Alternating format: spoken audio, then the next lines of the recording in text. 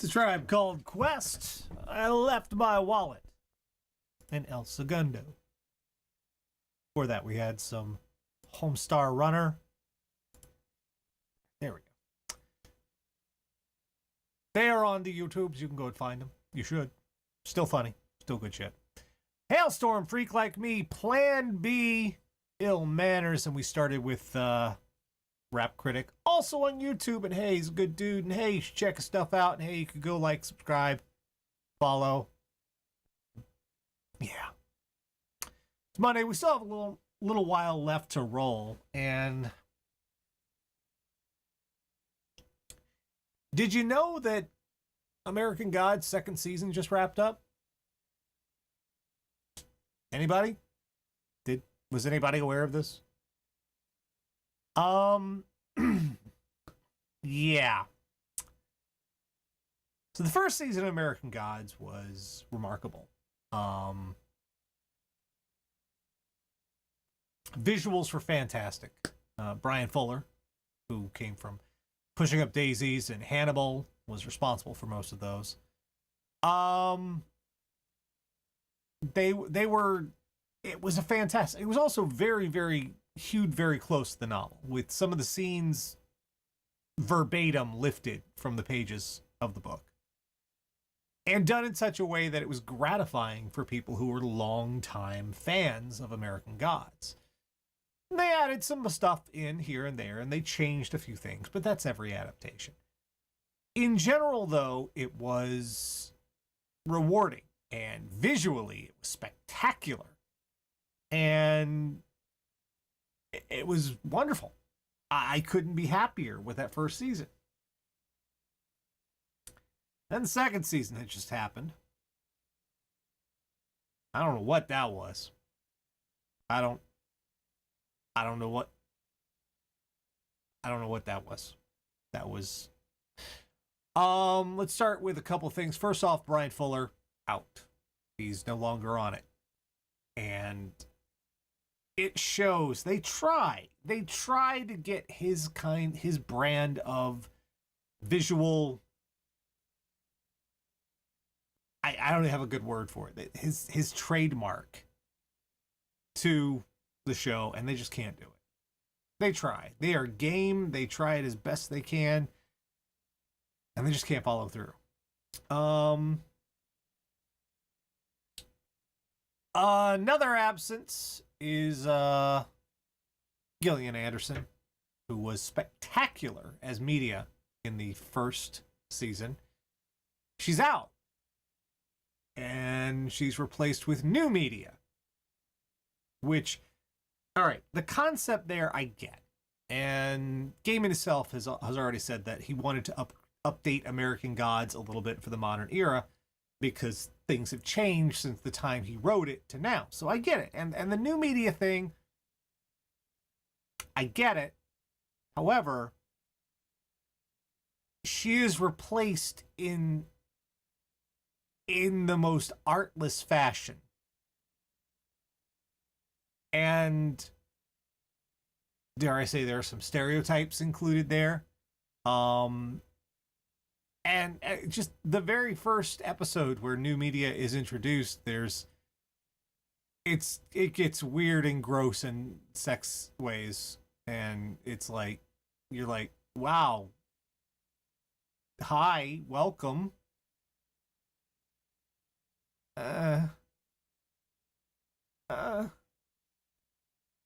What really hurts the second season is it is all just, I think almost all of it is whole cloth.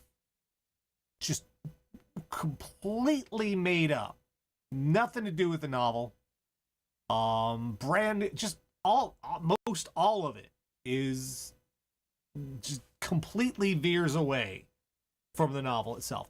And again, that's not a bad thing in adaptation. Sometimes it has to happen, and it can work out. It did not work out here at all.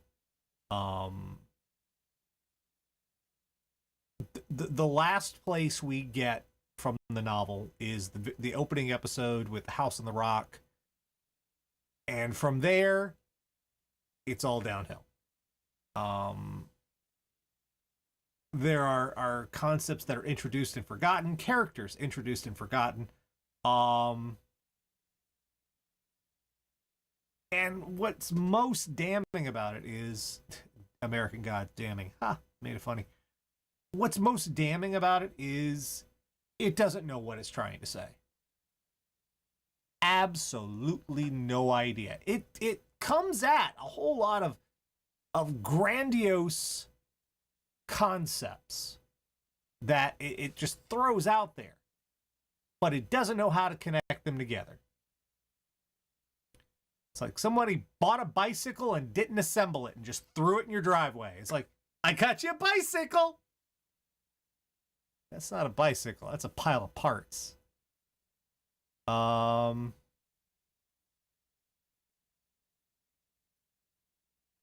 Yeah, remember when Easter took away the spring? The show doesn't. No, Tara, they actually made a brief mention of it in like a 2-second mention of it in the season finale of this season. So it was thoroughly disappointing for someone who enjoyed the novel. There were stuff added to the first season that I did not mind in the slightest because it worked, and it worked well. A lot of what happens with Laura is brand new in the first season. But it was interesting, and I was with it, and I followed along with it. This season, it doesn't know what it's doing. You could tell they got very enamored of Mad Sweeney and Anansi, because it made because Mad Sweeney got whole fucking arcs, whole fucking arcs, multiple arcs in this fucking season. And Anansi really isn't doing much, but just showing up every few episodes to let the actor blast out one of those brief monologues. And that's about it. It's like, why are you still here, Mr. Nancy?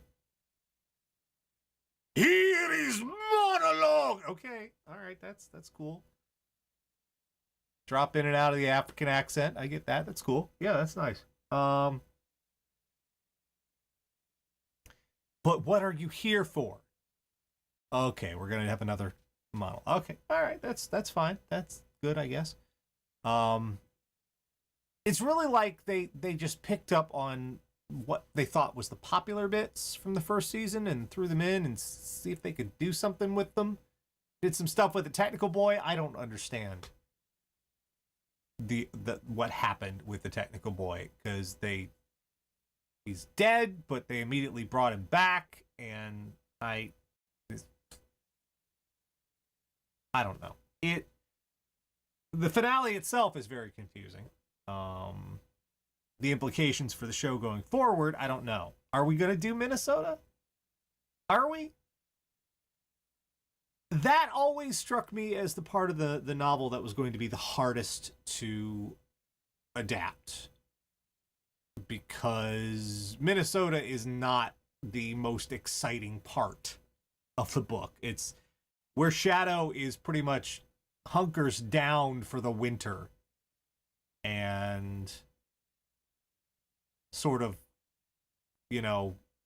that's about it. That's what happens. And there is some weirdness involved, but yeah. Still, it's a part of the novel. But in general, I was just so... It was such a letdown after that first... Wisconsin, not Minnesota. Okay, Wisconsin, yeah. But I was so let down by this season. By the meandering, by the sidetracks, by the fact that nothing gelled. It didn't have a cohesive theme. It wasn't trying to... It was saying stuff, but it didn't know what it was saying.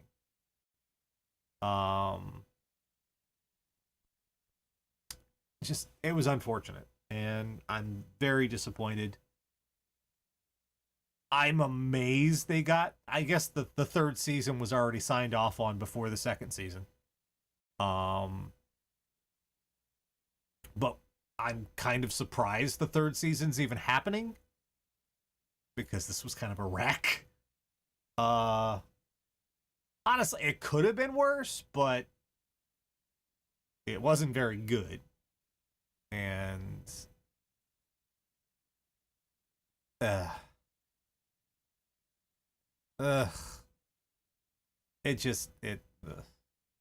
don't know what they're doing.